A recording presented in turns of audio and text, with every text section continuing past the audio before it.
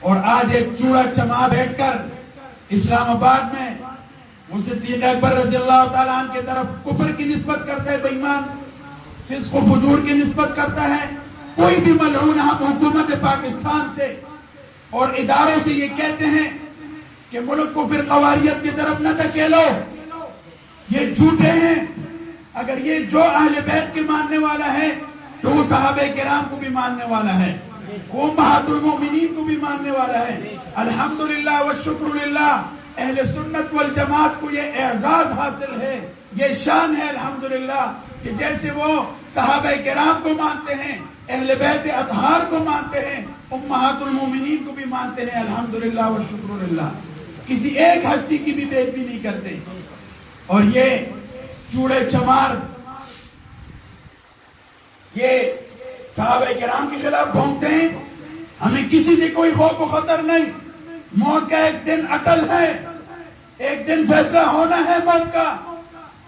ہم نے ان ہستیوں کو منہ دکھانا ہے اور حضور انور صلی اللہ علیہ وسلم کو منہ دکھانا ہے. میں یہ کہنا چاہتا ہوں کہ فی الفور اس بے ایمان کو گرفتار کر کے پھانسی پر لٹکانا چاہیے کہ نہیں؟ صحابہ کرام کے بغیر، اہل بیت اطہار کے بغیر، امہات المومنین کے بغیر ہمارا ایمان مکمل نہیں ہے. آج کا ملعون آ کے حضرت فاطمہ الزہرا رضی اللہ تعالیٰ عنہا کے لیے محبت کے دعوے کرتا ہے. وہ یار غار، وہ حضور صلی اللہ علیہ وسلم کے سونے سسر، وہ ان کی بیٹی کے لیے ایسے الفاظ استعمال کرے گا. آج تو بڑا عاشق آ گیا ہے. حضرت علی رضی اللہ تعالیٰ عنہ کے، حضرت فاطمہ الزہرا رضی اللہ تعالیٰ عنہ کے شادی کے نکاح کے گواہان کون تھے؟ حضرت ابوبکر صدیق رضی اللہ تعالیٰ عنہ اور حضرت عمر فاروق رضی اللہ تعالیٰ عنہ. سبحان اللہ. اور جنازہ مبارک کس نے پڑھایا؟ حضرت اما جی فاطمہ الزہرا طیبہ طاہرہ کا حضرت ابوبکر صدیق رضی اللہ تعالیٰ عنہ. اس لیے آج چوڑے چمار آ کر عشق کے وہ دعوے کرتے ہیں. لعنت ہے ان خبیثوں پر، یہ جہنمی ہیں، یہ کافر ہیں، ملعون ہیں، مرتد ہیں.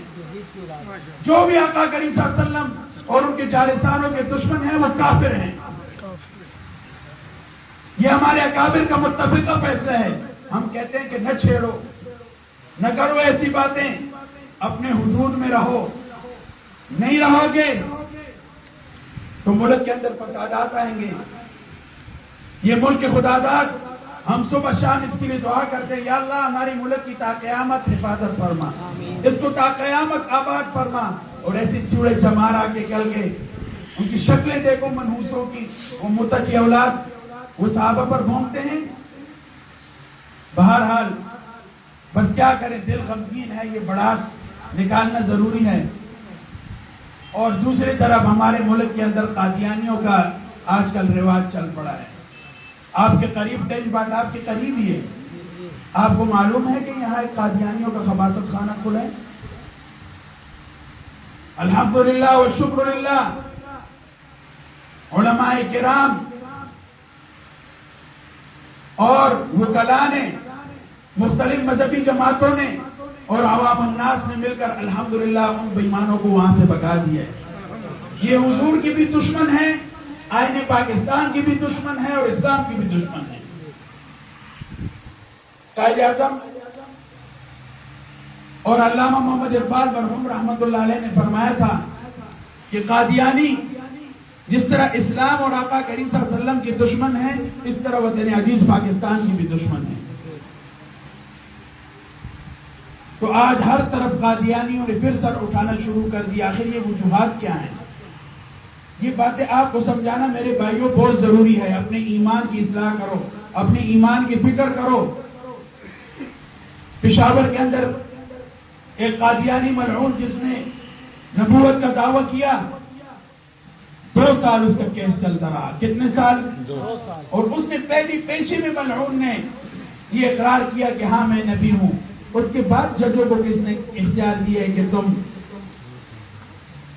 اس گستاخ کو مہلت دو ڈالروں کی خاطر.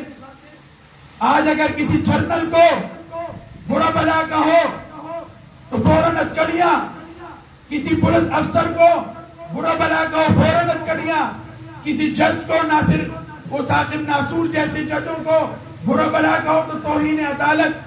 تو آقا کریم صلی اللہ علیہ وسلم کی شان میں کوئی ملعون گستاخی کرے تو ہمارا ایمان کیوں نہیں جاگتا؟ تو جب 2 سال کیس چلتا رہا، مسلمان اس انتظار میں تھے کہ ابھی اس ملعون کو پھانسی لگے گی، ابھی اس ملعون کو پھانسی لگے گی. تو کسی نے پھانسی نہیں کی تو پھر اللہ تعالیٰ نے اپنے نیک بندوں میں سے ایک بندے کا انتخاب کر دیا جس کا نام فیصل خالد حفظہ اللہ ہے. اللہ تعالیٰ اس کی حفاظت فرما. آمین. کہتے ہیں جب قاضی فیصلہ نہیں کریں گے تو پھر غازی فیصلہ کریں گے. پھر غازی نے فیصلہ کر کے دکھایا، ادری خنزیر کو واصل جان بن کیا. اور آقا کریم صلی اللہ علیہ وسلم نے خود کئی گستاخوں کے بارے میں حکم دیا کہ ان کو قتل کرو. جب فتح مکہ کے موقع پر داخل ہوئے سب کو معاف کر دیا، سب کو معاف کر دیا، ایک ملعون کو نہیں معاف کیا، ابن خطل کو. صحابہ نے کہا صلی اللہ علیہ وسلم وہ تو چادر میں لپٹا ہوا ہے غلاف کعبہ میں، کہا وہی اس کو مردار کرو.